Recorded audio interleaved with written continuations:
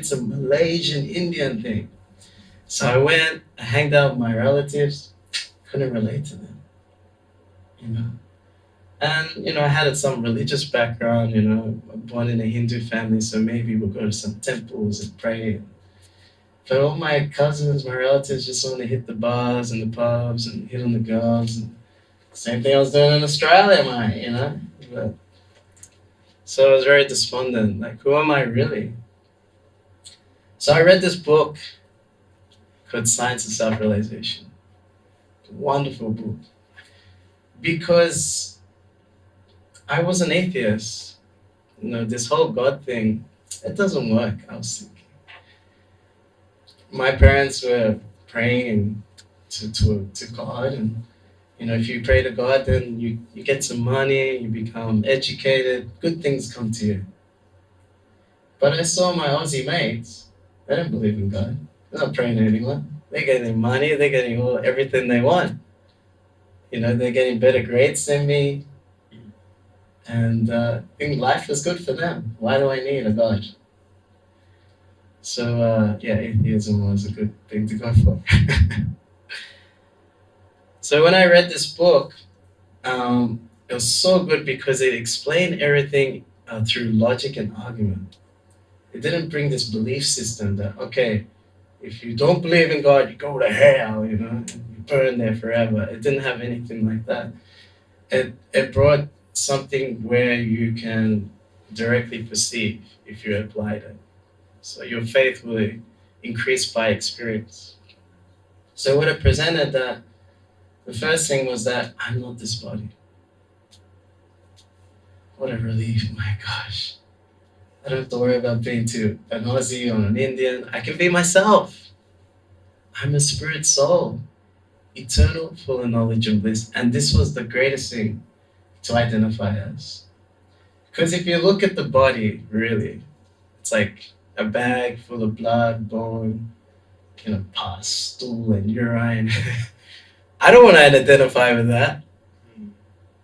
I want to identify with something more. So when I explained that these three features of the soul, in Sanskrit, sat means it's eternal. And how many songs have you heard about living forever? Forever young, I want to be forever young.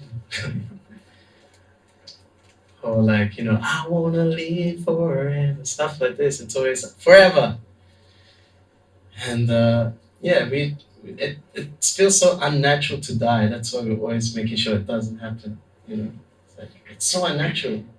But like this body is always like temporary. It's always at risk of ending. You step onto the street or all these buildings. Like I was a bit worried walking past all these buildings being built up. It's something can just drop and then you're out. I don't know, it's common, okay, so just me. Yeah, and every step, you can die. Every day is like a funeral here in the material world. It described the spiritual world as like everyday festival, and every step's a dance. It's a celebration. So living forever, yes, I would like to identify like that. Another aspect of the soul is that it's full of consciousness, full of knowledge. We want to know everything. That's why we have to know about who won the election in India. That's important. Maybe it's far away. Or you want to know about penguins in Antarctica and polar bears. Why? Because it's thirst for knowledge. You want to know what's happening on other planets. What's Jupiter like? What's Mars like? What's space out there? So this thirst for knowledge is there as something in the spiritual. It's full of it naturally. But the body, this material body, is actually full of ignorance. It has no consciousness. It's actually dead. Kind of like if I knock the floor, no consciousness. If I knock someone who's conscious, they may hit me back. So it's fully conscious, full of knowledge. And my favorite part of the soul is that it's full of bliss. It's pretty much Everything, why we do anything is only for happiness. If you were to make a percentage, how much happiness you want, it's not less than 100%, right? And if you make a percentage of how much misery you want, it doesn't go above 0%, right? But it comes automatically. Everything we try, we go to school for 20 years, we work different jobs, get so much money, we make so many relationships, we travel to different countries. Why? To make you happy. But still the distress comes. Something's a bit faulty here. Where am I getting it wrong? Because the body is actually full of misery. So you may argue, come on. I can do so many nice things with this body. Look. I can do so many cool things. I get some fun with this, But unfortunately, the comparison to the pleasure and the pain is like insurmountable. Let's make an example. Say I have my thumb and I stroke it very nicely. Oh, such a nice thumb. I glorify it, wrap some silk around it. Some pleasure upon my thumb. You can agree. Yes, there's something there. But if I get my thumb and get a big hammer, bang! How much pain compared to that? We get into relationships, and yes, we experience some happiness and pleasure there.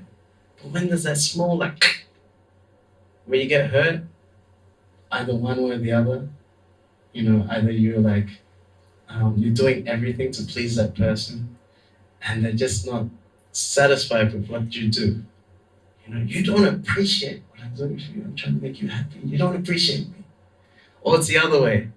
Someone's trying to please you, you just don't satisfy. And the breakers, it's heavy. And it scars us. And we bring it to the next relation. How can we trust someone anymore? So where does real happiness come from? We've been preached to by advertising that you can get unlimited happiness from sex, money, and prestige. How many followers on Instagram you have? The more happier, right? But it's not true. Real happiness comes from love, relationships. The closest thing in this world you can see to like real unconditional love is the love for the mother and to the child. The mother just thinks about the child 24/7. Whatever the child wants, she'll get it, no matter what. Sacrifice everything in her life. If the child feels pain, she feels more pain than the child. If the child succeeds in life, she feels more happiness than the child itself. This is like the closest thing. There is still a condition because that child came from my body. The neighbor's child, get out of here.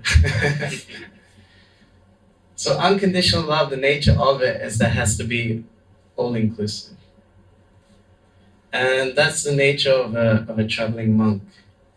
The Sanskrit is Vasudha Kutumba, which means that the whole world becomes my family. So what is the monk life? It's actually really simple. I just have 3 sets of clothes.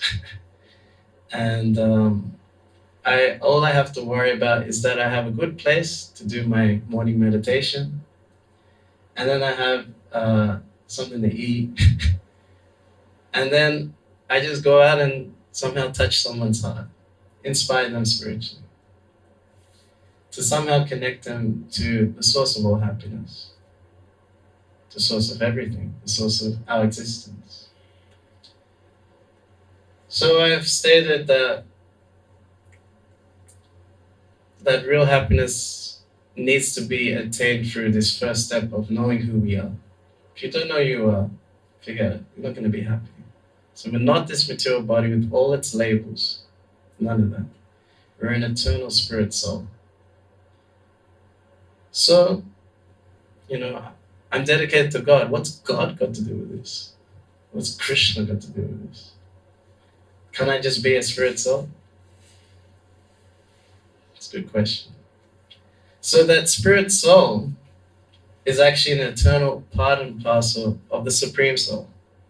That Supreme Soul has many names, according to its unlimited activities, unlimited qualities.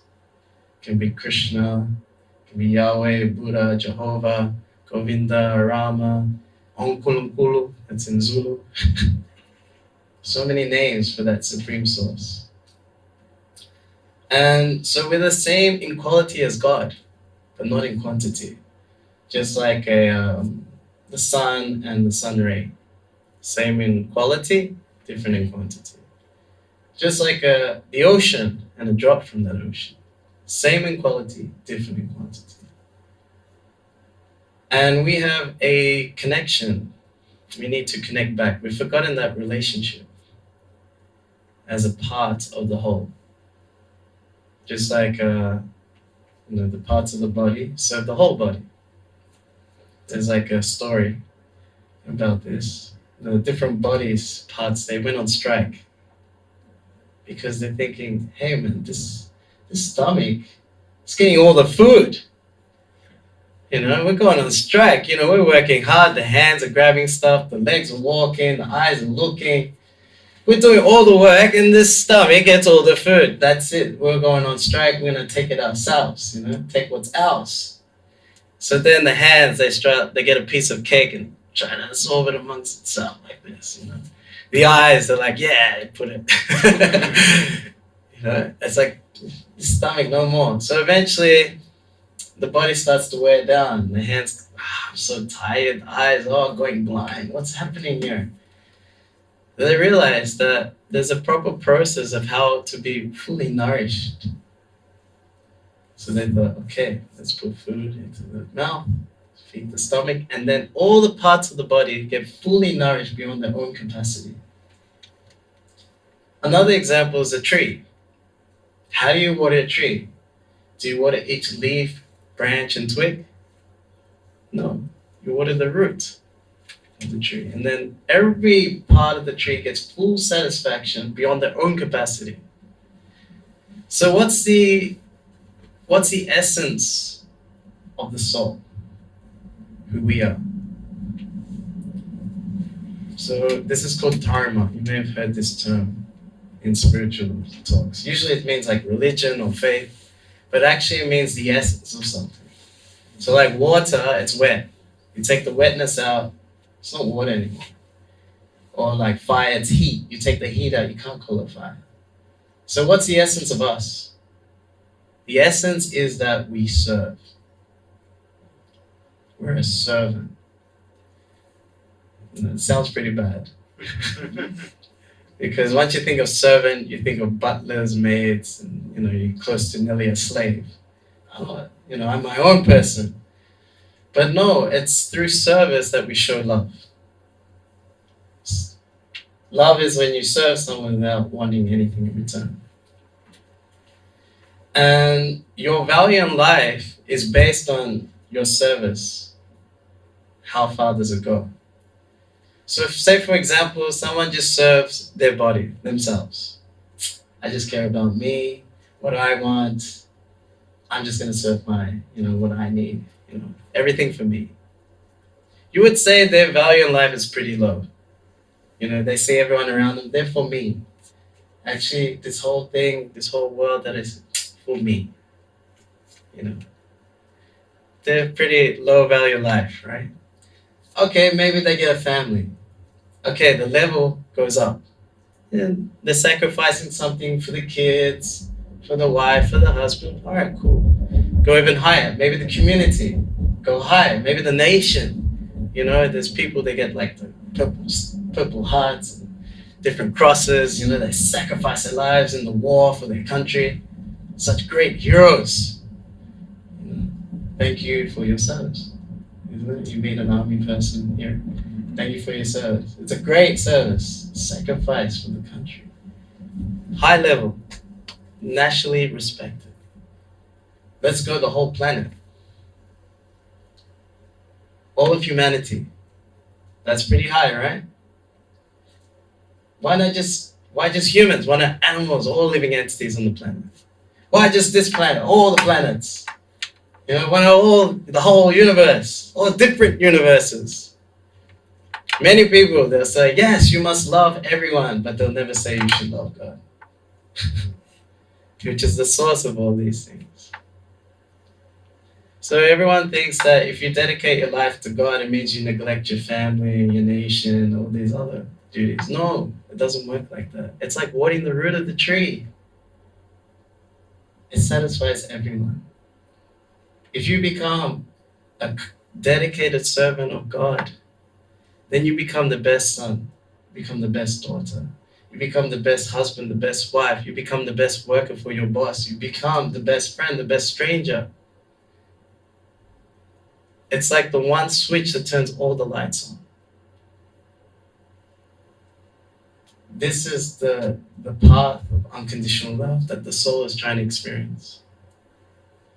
And that's what we do in Bhakti Yoga. Yoga means to connect to God, to Krishna. And Bhakti means through loving service. And the most easiest and sublime service to God is the chanting of His names. So we chant the Hare Krishna mantra. Hare means the spiritual energy of God, feminine aspect that brings us to Him. Krishna means He's the all-attractive. We're always attracted to attractive things. We like people who are strong. Krishna's got it unlimitedly. We like rich people. Krishna's got it fully. We like people who are knowledgeable, people who are famous. We like people who are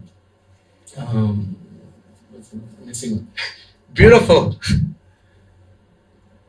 So Krishna, God has that in unlimited level. It's ever expanding. And the most coolest thing about his nature is that He has unlimited renunciation. So usually when you meet someone who has some beauty, or has some money, or has some strength, they're a bit proud. Hey, why are you hanging out with me for? You can't hang out with us. It's exclusive. Because God's love is all-inclusive. He wants to be your friend. He wants to care about you. He wants you back with Him. And one can experience that through this chanting. So that's what I do when I go out onto the streets, put in this sound vibration. It's absolute. God is non different from His name. If I say water, water, water, the object and the name is different. But on the spiritual platform, the person and the name is the same. It says that Krishna is dancing on your tongue when you chant His name. Even a deaf person can experience the happiness from this chanting. I've experienced it. We'll go on the street, we'll be playing, and there'll be a bunch of kids, and they'll be dancing a bit weird. And then their mother came, and they said, oh, they are deaf. Let them touch the drum to feel the vibration. We are bombarded by so many vibrations of this material world that conquer the senses, conquer the mind and the intelligence. But what touches the consciousness? What touches the heart? It's that spiritual sound of the Maha Mantra. Cuts through all the rubbish. Some people try to fight it. They try to fight it. What is this nonsense you're doing? It means it touched them. If it was just an ordinary sound, you can just ignore it, right? So what are you trying to do to me? You're making me happy for free. So this is the goal of not just the traveling monk, but all of us. To experience a love that's all-inclusive, unconditional, and ever-increasing. And that happens particularly through this chanting, beginning with and ending. Because the nature of it is it's unlimited. It just gets sweeter and sweeter and sweeter. So, this is real life. Maybe if you have some questions or comments or some reflections of what you heard.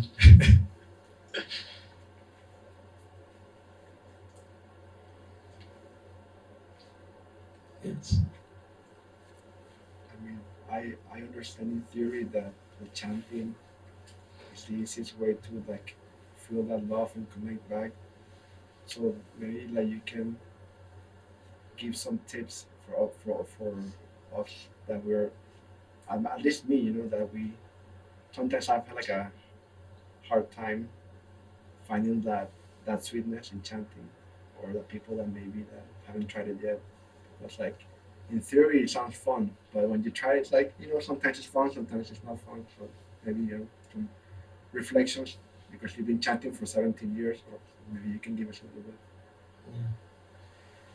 Yeah, we kind of have a bad habit of forgetting God. So just like a cigarette smoker, he wants to give up. They don't want to. They know it's bad and they want to give it up, but it's just a habit. So we've had this habit of forgetting God for millions of lifetimes. So to bring that love, it's already inside. Actually, it's not from outside. You have to wake it up. So then we're just slowly waking it up. So sometimes we experience a taste. We're like, oh, this is so nice. It's like someone's giving you a hug nearly. And then sometimes like gone. So then that the nature of that is just because of that bad habit we had for millions of lifetimes. But this chanting is so powerful. The fact that we can experience so much just initially without having any knowledge of it is amazing. But to reach that perfect stage, it's there. So we may hit some milestones, you can say, along the way. And many times, like, because the nature of my service is like going out there on the streets, and then I don't know what's gonna happen. Sometimes I don't feel like it. I'm like tired, or I didn't eat enough, or someone tried to stab me the day before. That happened one time. Um, should I tell that story? I have to put one story where I nearly died in there, right? So this happened in Mauritius, beautiful place. You have to go. And they have in the major cities called Port Louis, and we're going down the main street, and it's a small island, only 1 million people. So whatever happens there, people talk about it. And I was 25, so I had so much energy. So I had this drum. I would like jump and spin and chant and dance. So I was noticed. And one day, at this main street, the same like storekeepers, and on one corner looked like some like kind of like gangsters nearly. And um, they're of the Islamic faith, and I'm not. And I don't want to put the stereotype. Oh, they're very violent and against everyone, because actually, this what happens will prove it. And one of them came up to me and came up to me with scissors and was like going at me. So then I just chanted as loud as I could. I played the drum as hard as I could, and I yelled the mantra at him. Oh God! Just like I took shelter of the sound. I didn't know what else to do. I'm on my own, and he got scared, and he went away. And other people saw it like, oh, you stuck up for yourself. Good on you. But like the amount of energy and like desperation I put into that particular chanting when this guy was after me, I was exhausted a little bit, and I was like, Hare Krishna.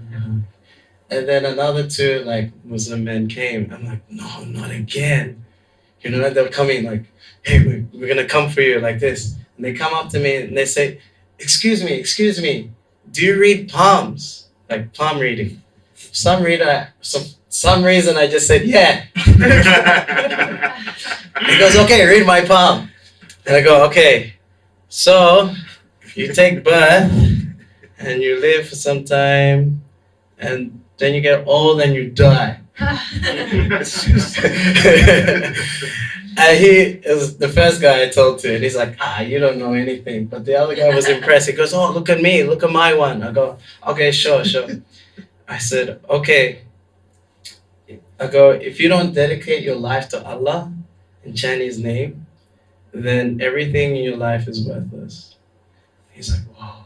I go, do you go to the mosque every Friday? He's like, do you do namaz, you know? He's like, no, I know that you must start. You know, what are you doing? You know, you have to start connecting to the Lord. This is also their way of connection.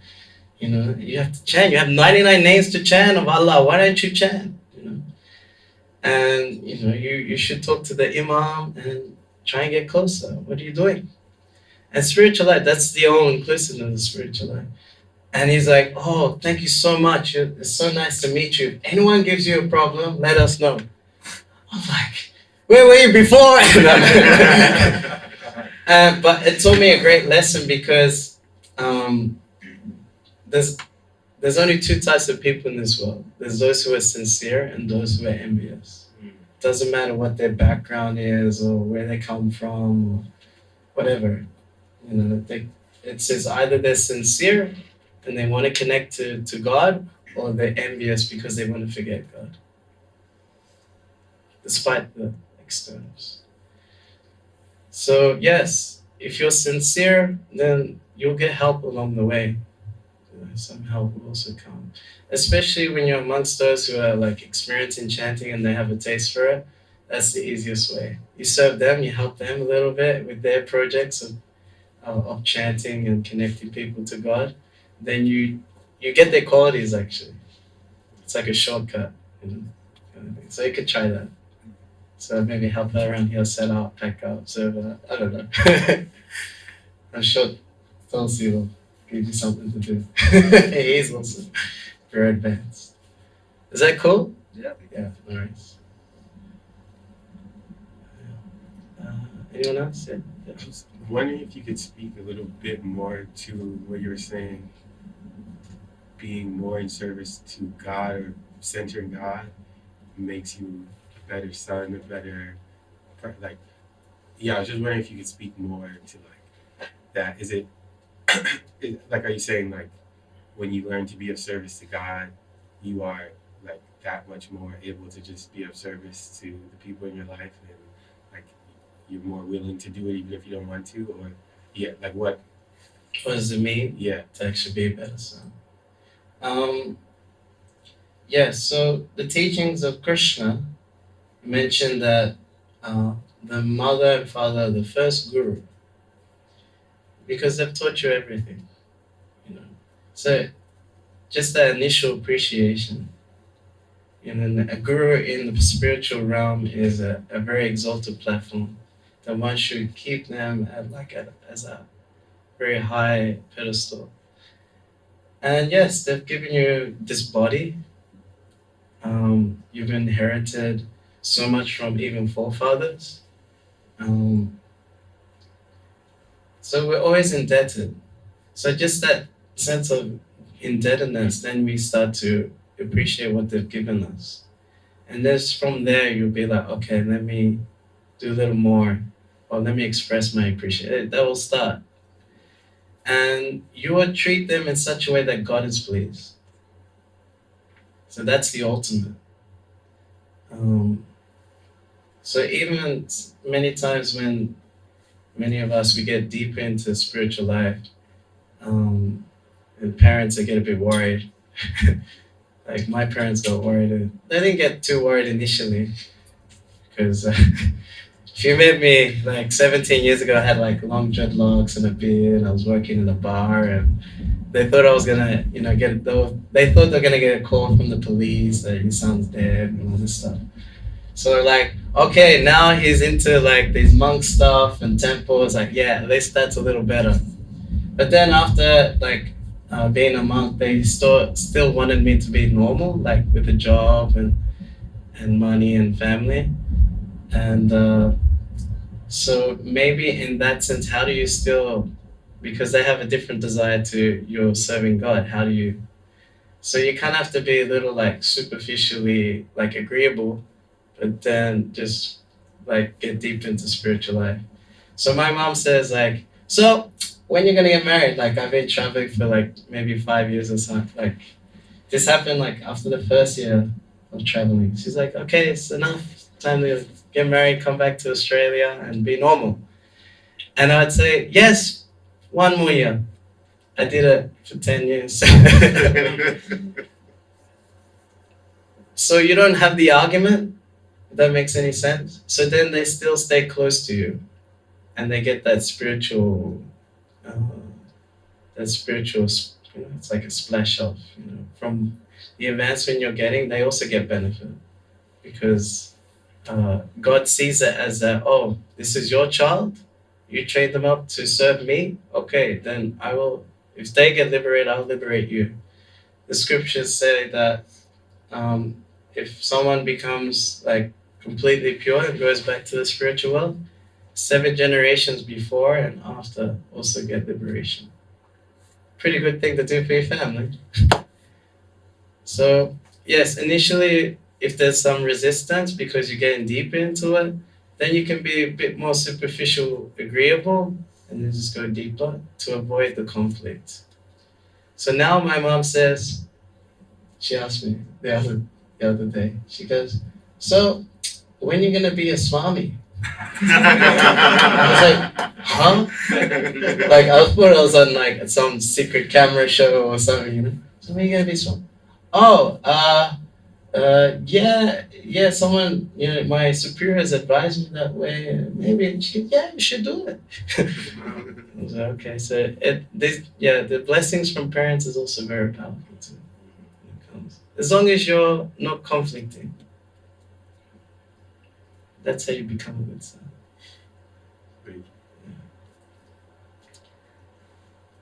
As a parent, part of it is that, I just want to see my child be happy. And by you seeking this path or whatever, it might be connecting with you. And if it is, you're going to be happier. You're going to be a more, a better person and everything because of it. So at a certain point, right, initially, as he's saying, right, your parents might disagree with what you're doing, or, those crazy Hare Krishnas, they're a little bit weird, right? But eventually they see from you doing this process that you become happier, that you become more realized, that you become situated in yourself. And at that point, they become happy if they're, seeing that. Yes. I was thinking about what you were saying about the more service you have, or the more value, service and value can correlate. I don't know. I mean, I think on one hand, I agree that it's like, you benefit humanity. On the other hand, I think you need to serve yourself in order to serve others. And who's to say that serving in the military is more service than a farmer who just farms all day to provide food for everyone? And so, and I also feel like each of us have inherent value just by being. So I was just. Yeah, I'm not saying we neglect ourselves or neglect everything, but everything's included in service to God. So this body is a gift from God. So I'm gonna keep it fit for God's service. Right? I'll keep it healthy. I'll work out a little bit, because I'm gonna use it for benefiting or serving God's mission, we could say, to make everyone happy and go back to the spiritual world.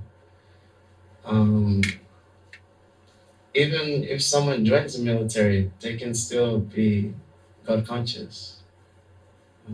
I have one friend of mine who served in Iraq and in the U.S. Army, and he was like doing his meditation while being in these army situations, and to his platoon he was teaching like Bhagavad Gita because it's like taking place on the battlefield, so it's quite befitting.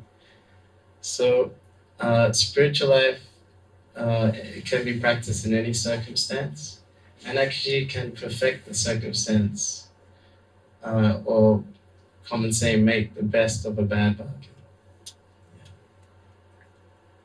So nothing is neglected. Actually, everything is included and engaged in its proper use.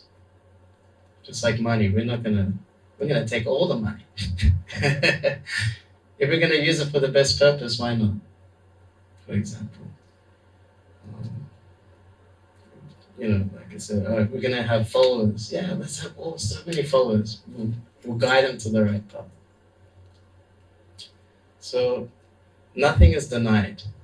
Everything is accepted in its proper reality in relation to God.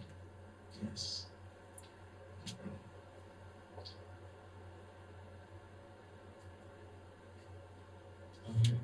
Okay.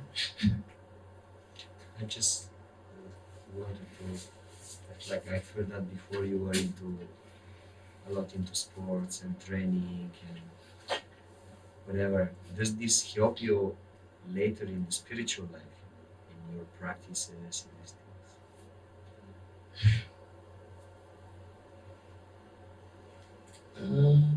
Yeah, I mean, compare it. Like I'm thinking, like yes, it does help me, but I'm thinking compared to what I learned in spiritual life and how many places I challenged myself where I thought I couldn't do.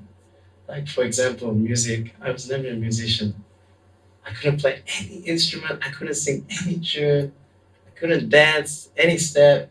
But now that's all I'm doing. Because someone like my spiritual master, who's divinely connected, advised me to go this path. If he's pretty much said, if you want to conquer lust, make this chanting and dancing big. I was like, okay, how to do it? So I just tried, and like this empowerment came, and the cool thing about it is like we limit ourselves when like we try and make a dream for how we're gonna be happy, but it's very limiting. But then when you open yourself to being a servant of God, you live a life beyond your dreams. I can even imagine traveling so much. I don't even like traveling. I didn't like it before. I never liked it before, and now I travel nonstop for 12 years. So packing, unpacking, immigrations, waiting in lines. Yay, another plane. Wow. Yeah. So yeah, before I used to do like martial arts, so that was helpful for discipline. Um, I used to play basketball, I guess the team spirit thing. But there is a particular verse saying that um, Krishna says, for one who's uh, always meditating on my transcendental form and worships me with exclusive faith, for that person, I preserve what they have and carry what they lack. So we may be attached to what we're kind of good at already now. And then you're telling me to just be the servant of God. What about that? So it actually gets preserved. And then whatever you're lacking, he'll pick it up. But yeah, theory, you have to try it out. You're trying the chanting, you'll see. It's like,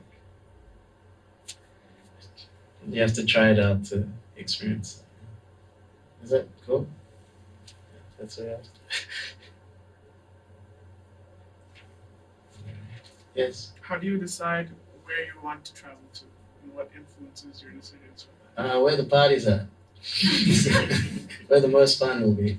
So coming up next week, there's a big festival, Rath Yatra, big parade, and singing, dancing, and beautiful food. So yeah, coming for that. And then after that, we're gonna go to London for summer solstice at Stonehenge. So yeah, it's really cool. So what happens? Everyone just goes there overnight, and they wait for the sunrise. And it's like some sort of pagan festival. But because it's like a heritage site, they're not allowed to have any stages or amplification like that. So we go there. Somehow, there's one devotee. He does this thing called Food for All, where he feeds like homeless 5,000 plates every day. So he has some connection with the security there.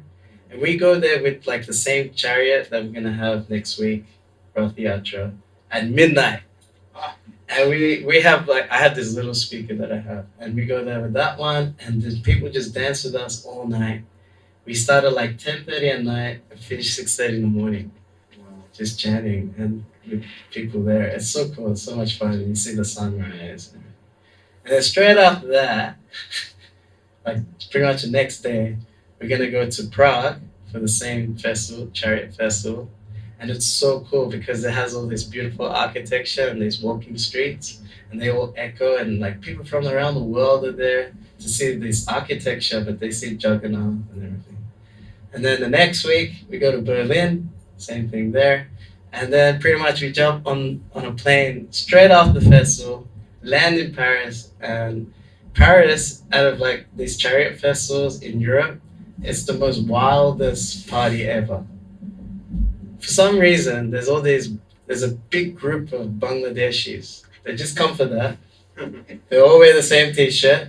And they're just going, 6-7 hours, just going crazy. They're all drenched in sweat by the end of it. It's amazing. They just like fire it up. That's so cool. Because usually when you do these chariot festivals, then the police are pushing you to make sure you hit the schedule. You only can be on the street for a certain amount of time. But in Paris, no, they let you go as long as you want. And yeah, it's really cool. Paris, I don't see any French people. It's more like African, North African people, Caribbean, So they're good at dancing and they join in really nicely. So yeah, that's the schedule so far. Can you join you? Yeah, let's go. Yeah, so that's how I do it. Yes. Have you been to Japan? I heard people there are very stubborn and they can't get in Krishna consciousness. Yeah, I've been there. They're very nice, actually. They're very different people. So during the day, it's gonna sound funny. During the day, they just focus because they're like perfectionists. So they're going for material perfection, and unless your karma provides it, you're not gonna get it. So most of them fail, and there's a high suicide, but they're gonna try anyway. There's even like a thing called koroshi, which means death by work. There's even a documentary, you can look it up. People work to death. I've seen that. You seen that documentary? Yeah. So they're going for perfection. So during the day, they're like robots. Even you go like this, you can't stop them. They don't bat a wink or anything. But at night, they get drunk, and they're so sweet. They're so nice, so charitable. They dance. They get into it. I don't know. Yeah, this alcohol for them just like opens up everything, their hearts. So one time we did a chanting party in a place called Shinjuku, which is in Tokyo, and I noticed one man got a leaflet to come to a program at the temple, and he got a book. So then I'm just outside the temple, and he rocks up on his skateboard, and he has a bag, and okay, he's like looking around. Go, hey, I remember you're coming for the temple. I couldn't speak Japanese, It's just like just some basic stuff. He's like, yeah, coming in. And I look in his bag. It's like 6-pack of beer. And usually you can't bring that stuff into the temple. So I said, okay, maybe you leave that with the shoes outside and keep your skateboard here coming.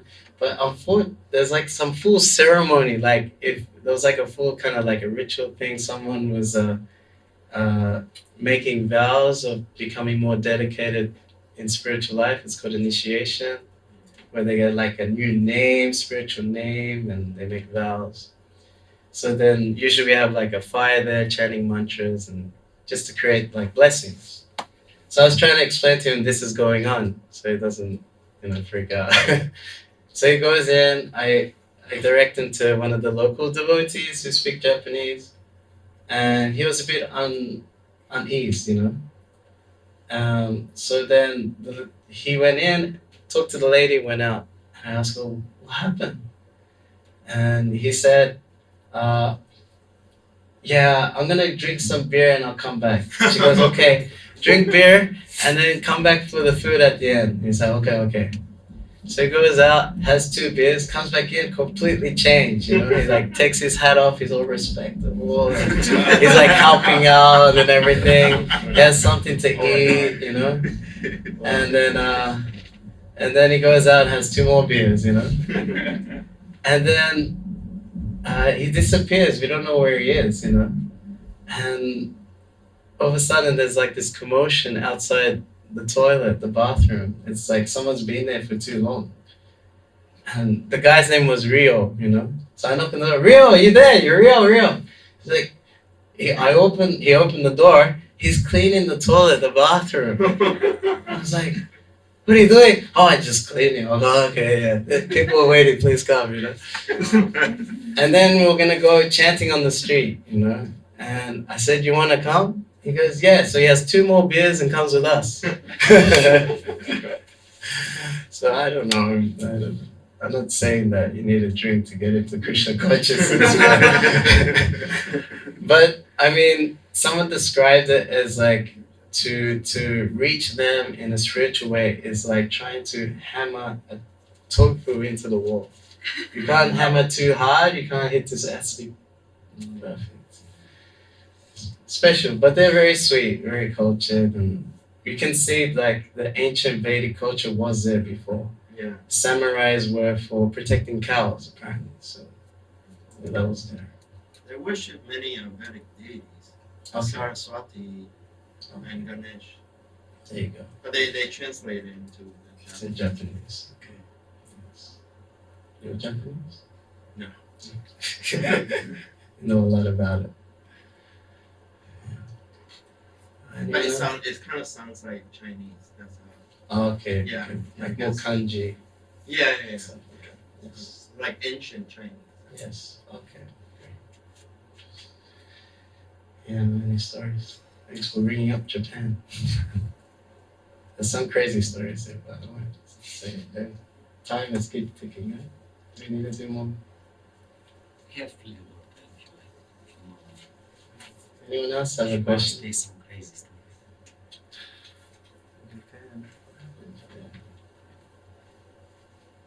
Yes. How did you get to the movies? How do I meet devotees? I remember, no, actually my father was practicing like 6 years before I did.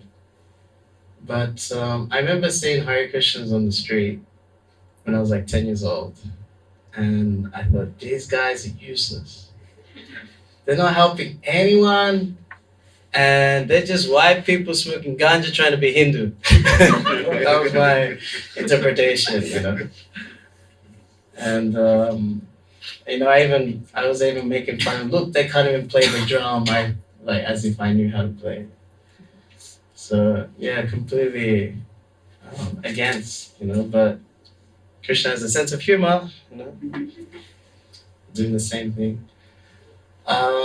So I was against because I saw some documentary about cults and they put Hare Krishna in amongst them, and so I wasn't really into it.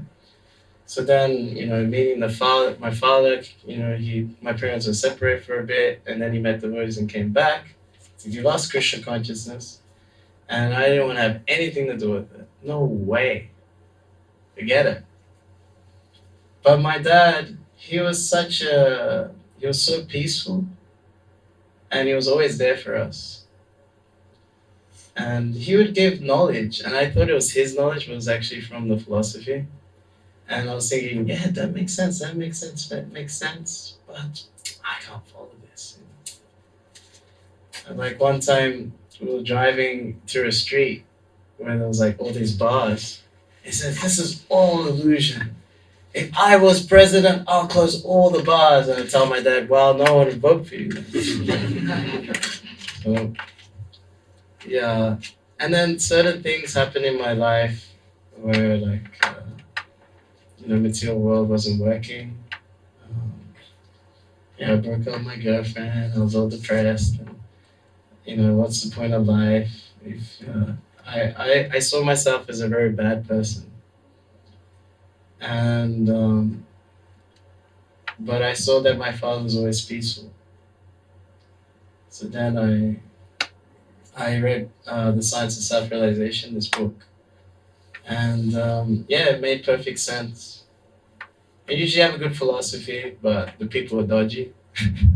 So in Melbourne, Australia, I went to the temple, and I heard kirtan for the first time. And usually when you're in a breakup, it takes like, say if you're together for like 4 years, it takes 2 years to get over it or something.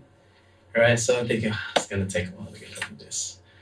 But once I heard that kirtan, all the depression, gone. I was like, whoa, this is powerful, you know.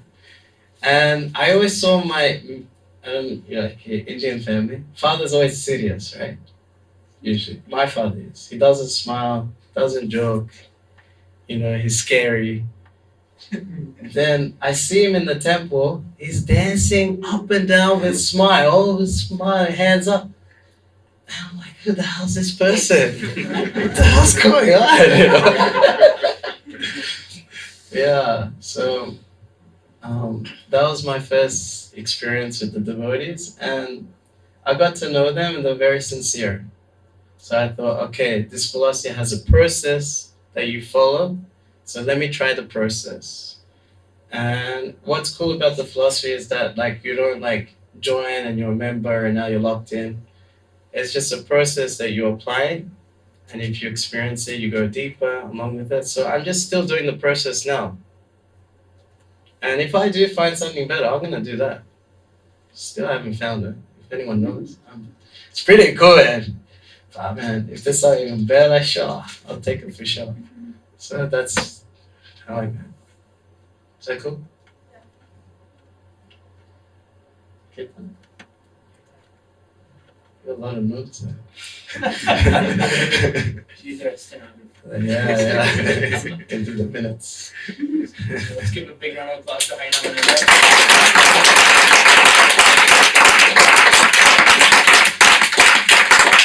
Thank you so much for coming.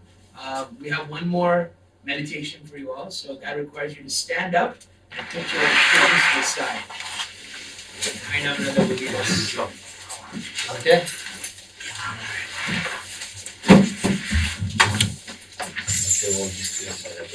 No, don't tell him.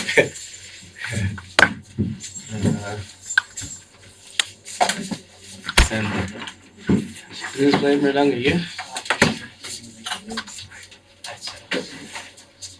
I have to take this off.